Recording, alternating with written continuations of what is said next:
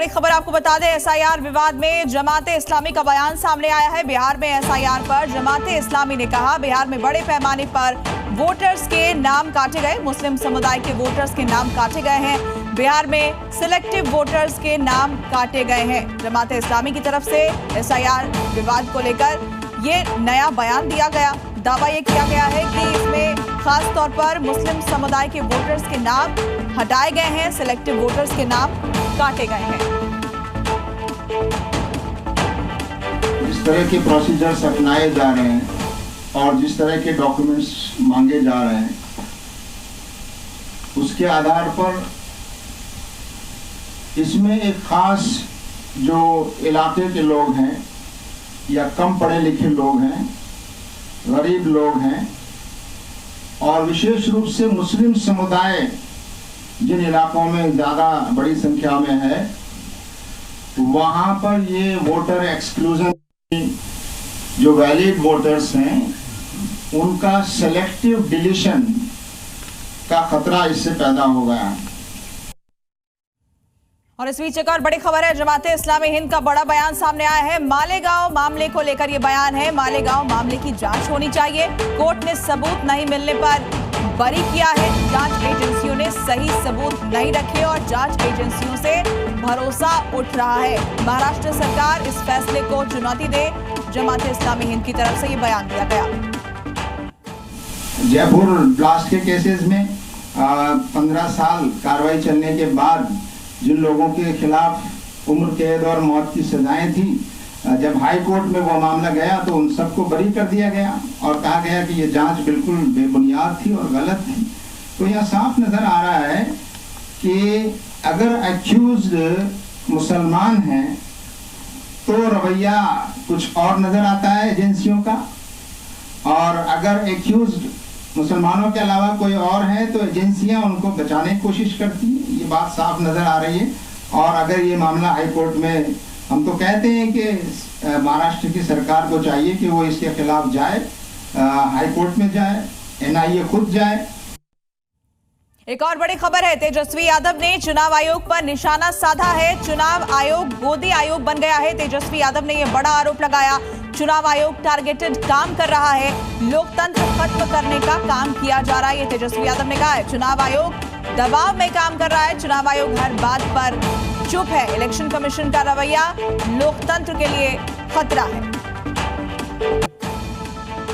है। हर विधानसभा से 20 से 30 हजार नाम काटे गए, यानी टोटल 65 लाख के करीब, यानी 8.5% के करीब जो है वोटर्स को जो है लिस्ट से नाम काट दिया गया है। चुनाव आयोग की चालाकी है, कहीं वोटर का नाम, मतलब जो वोटर का पता नहीं है, बूथ का नाम नंबर नहीं है और ईपीआईसी नंबर जो है वो नहीं है, ताकि हम जो है पता कर सकें कि कौन लोग हैं जिनका नाम कटा, यानी चोर के दाढ़ी में तिनका, यानी छुपाया जा रहा है। और सबसे महत्वपूर्ण बात, ये पूरे कैटेगरी में आप बताइए कहाँ कौन मरा है, कितना मरा है। बड़ी खबर इस बीच मिल रही है, राहुल के बयान पर राजनाथ सिंह ने पलटवार कर दिया है। एटम बम वाला जो बयान राहुल गांधी ने दिया था उस पर पलटवार किया गया है। सुबोतों का एटम बम फोड़ ही दीजिए, राजनाथ सिंह ने राहुल गांधी से ये कहा है। इससे पहले राहुल गांधी का बयान सामने आया था, उन्होंने कहा था हमारे पास, हमने अलग जांच करवाई है और हमारे पास एटम बम है, जिस पर अब राजनाथ सिंह ने पलटवार करते हुए कहा है कि सुबोतों का एटम बम अगर आपके पास है तो उसे फोड़ ही दीजिए। उनके पास न कोई तथ्य है न सबूत है, सनसनीखेज बातें करना उनकी पुरानी आदत है। साथियों, आप लोगों को संभवतः यह याद भी होगा कि इसके पहले भी राहुल गांधी जी ने इस तरह का बयान दिया था, और जिस दिन वो बोलेंगे भूचाल आ जाएगा। एक बार और बयान दिया था उन्होंने, जिस दिन मैं बोलूंगा उस दिन भूचाल आ जाएगा। जब वो बोले तो खोदा पहाड़ निकली चूहिया। मैं तो राहुल जी से यही कहूंगा कि जल्दी से जल्दी एटम बम फोड़ दीजिए, विलंब मत कीजिए। बस अपने आप को संतुलित और सुरक्षित रखिए। और इधर मालेगांव केस पर प्रज्ञा ठाकुर का बयान सामने आया। प्रज्ञा ठाकुर ने कहा कि भगवा और सनातन की जीत हुई है, मुझे कठिनाइयां झेलनी पड़ी। प्रज्ञा ठाकुर ने कहा है कि पूरा मामला कांग्रेस का बनाया हुआ था, कांग्रेस राष्ट्र प्रेमी नहीं बन सकती है, भगवा और सनातन की जीत हुई, मुझे कठिनाइयां झेलनी पड़ी। प्रज्ञा ठाकुर की तरफ से ये बयान मालेगांव केस को लेकर दिया गया।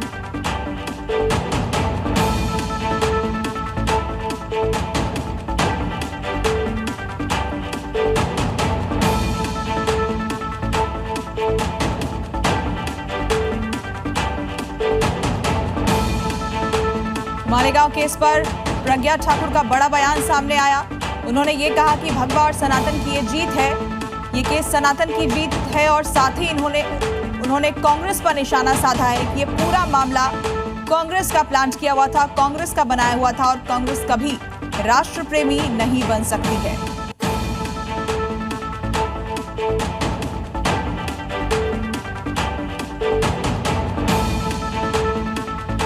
तो आपको बता दें कि मालेगांव केस को लेकर जो फैसला आया उसमें सभी आरोपियों को बरी कर दिया गया और इसके बाद अब रिएक्शन सामने आ रहे हैं। प्रज्ञा ठाकुर ने कहा कि ये जो पूरा केस था वो कांग्रेस का बनाया हुआ था और अब जो फैसला आया है वो भगवा और सनातन की जीत है।